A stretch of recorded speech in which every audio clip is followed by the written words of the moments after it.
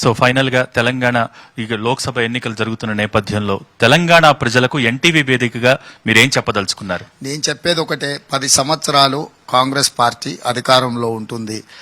ఎందుకు అంటే నేను ఒక హేతుబద్ధమైన వాదన ప్రజలకు చెప్పదలుచుకున్నాను. 94 నుంచి 2004 వరకు తెలుగుదేశం పార్టీ అధికారంలో ఉంది. 2004 నుంచి 2014 వరకు కాంగ్రెస్ పార్టీ అధికారంలో ఉంది.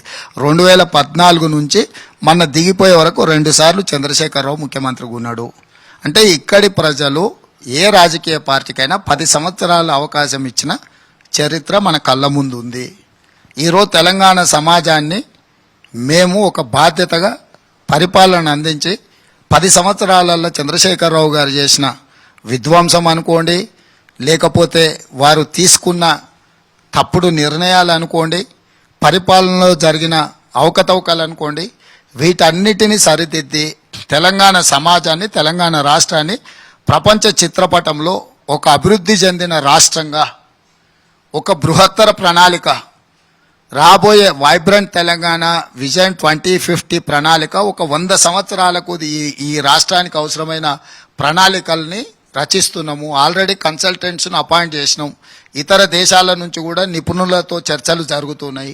ఈ జూన్ తర్వాత ఈ ప్రణాళికలన్నీ కూడా ఒక 6 నెలల లోపల వేగవంతంగా కంక్లూడ్ చేసుకొని నెక్స్ట్ 10 years వాటికి రోడ్ లే డౌన్ చేస్తాం, మ్యాప్ లే డౌన్ చేస్తాం. అంటే నెక్స్ట్ 100 years ఏం జరగాలి, తెలంగాణకి ఏం అవసరం ఉంది.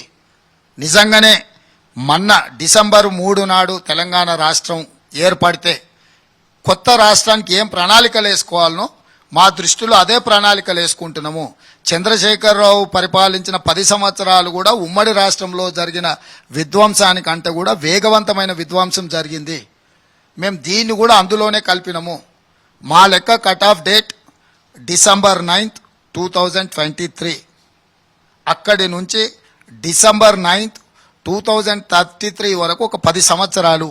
ఈ 10 సంవత్సరాలలో ఒక బ్రహ్మాండమైన ప్రణాళికను రచించుకొని ఆ ప్రణాళిక ద్వారా సంక్షేమం కావచ్చు, అభివృద్ధి కావచ్చు, డెవలప్మెంట్ కావచ్చు, డెవలప్మెంట్లో ఐటీ పరిశ్రమలు కావచ్చు, ఫార్మా పరిశ్రమలు కావచ్చు, లేకపోతే హాస్పిటల్స్ కావచ్చు, స్పోర్ట్స్ కావచ్చు, ఎడ్యుకేషన్ కావచ్చు, వివిధ రంగాలకు మన దగ్గర ఉండే అంటే ఆర్గానిక్ ఫుడ్, అగ్రికల్చర్ కావచ్చు, వీటన్నిటిని కూడా సహేతుకంగా హేతుబద్ధత కల్పించి అవకాశాలు కల్పించి రైతులు పండించే పంటకు గిట్టుబాటు ధర కూడా లాభసాటిగా లాభం వచ్చే విధంగా దాన్ని మార్చి అన్ని వసతులు ఏర్పాటు చేసి అంతర్జాతీయ స్థాయిలో పెట్టుబడులు ఈ రాష్ట్రానికి ఏ వచ్చినా పెట్టుబడులకు రక్షణ కల్పించడం ప్రభుత్వం ప్రాథమికంగా బాధ్యత తీసుకుంటుంది.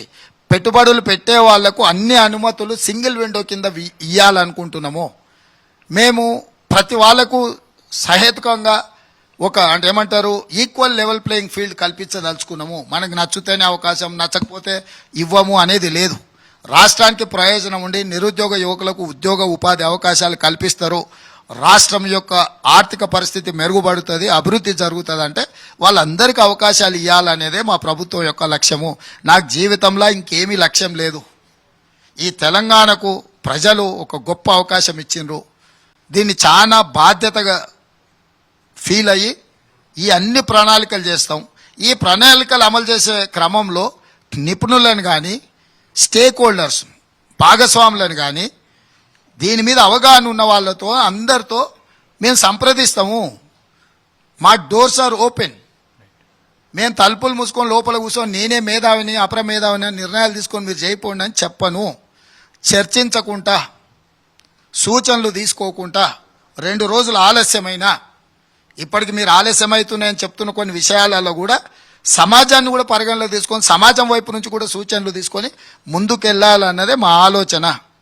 ఎన్నికలు వేరు, ప్రభుత్వం నడపడం వేరు. ఎన్నికలు 30 రోజులలో వస్తాయి పోతాయి, కానీ ఎన్నికల ఫలితాలు వచ్చిన తర్వాత 5 సంవత్సరాల ప్రభుత్వాన్ని నడపాలి. ఇది 5 సంవత్సరాలకే పరిమితం కాదు. ఒక్కొక్కసారి 5 సంవత్సరాలలో మనం తీసుకునే నిర్ణయాలు 50 ఏళ్ళు 100 ఏళ్ళకు సరిపోయే నష్టాన్ని కూడా మన నిర్ణయాలు ప్రభావితం చేయొచ్చు.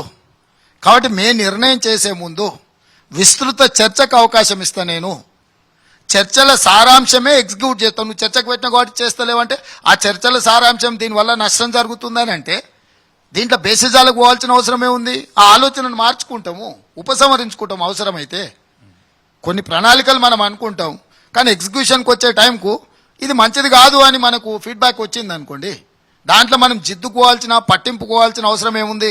ఇప్పుడు చంద్రశేఖరరావు అట్లనే వాళ్ళు ఇచ్చిన సూచన వేరే దగ్గర బ్యారేజ్లు ఏడగట్టాలను వాళ్ళు ఒక జీవో ఇచ్చి ఒక కమిటీని కాన్స్టిట్యూట్ చేసిన రిటైర్డ్ ఇంజనీర్స్తోని they have given a detail report చల్ అని ఆయన ఎన్నో కట్టింది. ఏమైంది? ఇప్పుడు మళ్ళీ దాన్ని సమర్థించుకోవడానికి 32 పనులు ఉంటే ఒకటి పన్ను ఊసిపోతే మొత్తం పళ్ళని ఇరగొట్టుకుంటామా అంటున్నాం. అవి 32 పళ్ళు కాదు, వెనుపూస ఇరిగింది. వెనుపూస పోయినాక మంచంలో ఎల్లెలికల వండి ఉంటాడు, కానీ లేపడానికి కూడా కష్టం. ఇప్పుడు కేసీఆర్ నేను స్ట్రక్చరల్ ఇంజనీర్స్ కాదు, మేము ఎక్స్పర్ట్స్ని కాదు, మేము పొలిటికల్ ఎగ్జిక్యూటివ్ మాత్రమే. మేము బ్యారేజ్ కట్టాలనుకుంటున్నాం, పంపులు పెట్టాలనుకుంటున్నాం, దాంతో నీళ్లు లిఫ్ట్ చేయాలనుకుంటున్నాం, ఆ నీళ్లు పొలాలకు పంపాలనుకుంటున్నాం. ఇది పార్టీ ప్రభుత్వం యొక్క విధానపరమైన నిర్ణయం. దీన్ని ఎగ్జిక్యూట్ చేయాల్సింది మొత్తము ఎక్స్పర్ట్స్. వానికి స్పేస్ ఇవ్వాలి పని చేయడానికి, వాళ్ళకి స్పేస్ ఇవ్వకుండా ఆ పని కూడా మనమే చేస్తే చివరికి కుక్క పని గాడిద చేస్తే నడ్డి ఇరిగింది అంటారు చూడు. ఇప్పుడు ఆ కథ అయింది. కాబట్టి రాష్ట్ర ప్రజలకు నేను విజ్ఞప్తి చేస్తున్నా, మేము ఉన్నంతకాలం జవాబుదారీతనంగా పనిచేస్తాము. సరే, కేంద్ర ప్రభుత్వం రాష్ట్ర ప్రభుత్వాలు వాటి మధ్యలో ఒక రిలేషన్ ఉండాలి, వ్యక్తుల మధ్యలో సత్సంబంధాలు ఉండాలి. వాటిని పునరుద్ధరించడానికి వాటిని కొనసాగించడానికి నా వైపు నుంచి ఎప్పుడు ప్రయత్నం చేస్తూనే